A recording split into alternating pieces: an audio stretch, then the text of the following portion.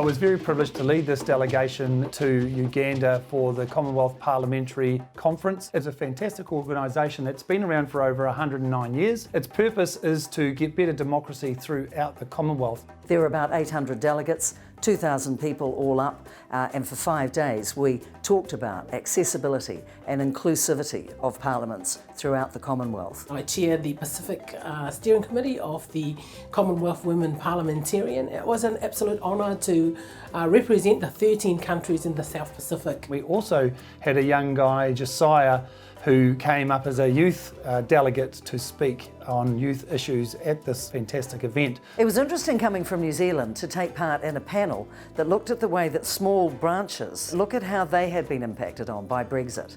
They were worried about the process, they were worried about the aftermath and whether they would be involved in any of the discussions. So we resolved to make 3 main recommendations centred on the smaller nations needing to be listened to by the United Kingdom. One of the remits that the New Zealand branch had submitted to the conference was to encourage countries in terms of delegations to have a gender balance, and that was accepted, and that is just engaging the rest of the Commonwealth in terms of having a gender balance representation. I have spokesmanship roles around seniors and disabilities, and I learned a lot about the challenges that all parliaments face about allowing people with disabilities to enter Parliament, to participate in the democracy and to be actively included, and for provision to be made for them to be included.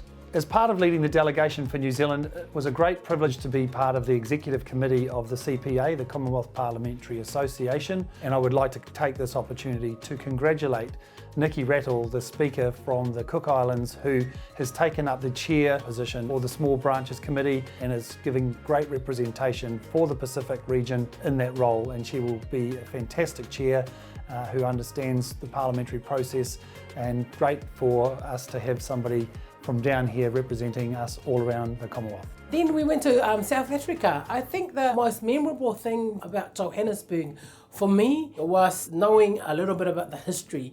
My favourite Nelson Mandela quote is, "It's impossible until it's done."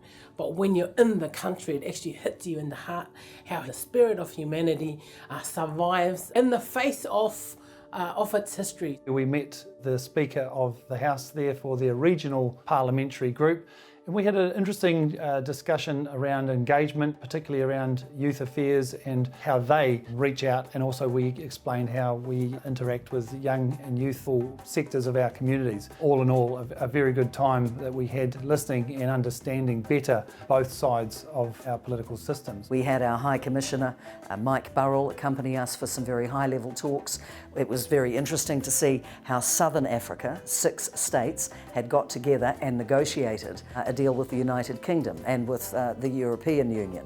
So they are looking at some very strategic groupings in Africa, and those are lessons for us to pick up in the Pacific. The last leg of the delegation, we visited the mountain Kingdom of Lesotho, and particularly interesting is that Lesotho, along with New Zealand, we have the mixed member proportional representation, MMP. They're one of only 4 countries in the world, along with New Zealand, Germany and Bolivia, to have the MMP system.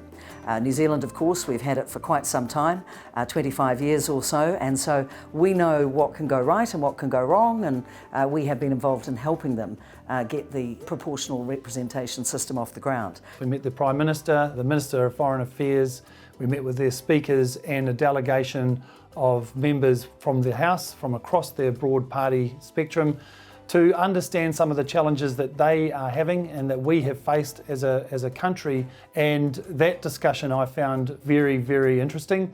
In engaging with the members of Parliament in Lesotho, one of the things I was able to share about New Zealand is, for the Labour Party, is that we have a strategic criteria for our list selection to make sure that the population is represented in the list. What I found in Lesotho was that they have what they call a zebra list.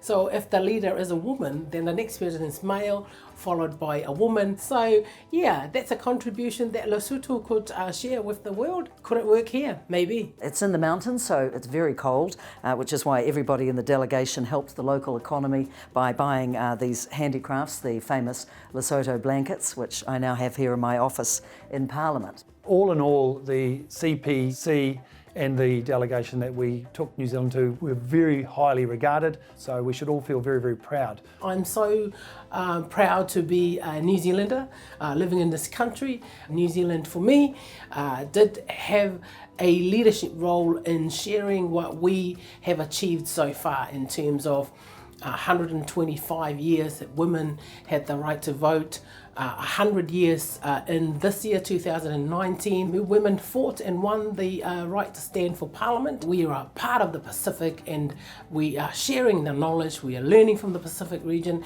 and they're also learning from us. So to go with Clayton Mitchell from New Zealand First and Anahila from the Labour Party was interesting to get their cross-party perspective and take on the various challenges and the things that we can bring back to New Zealand that we have learned from our experience with sharing with other Commonwealth parliamentarians.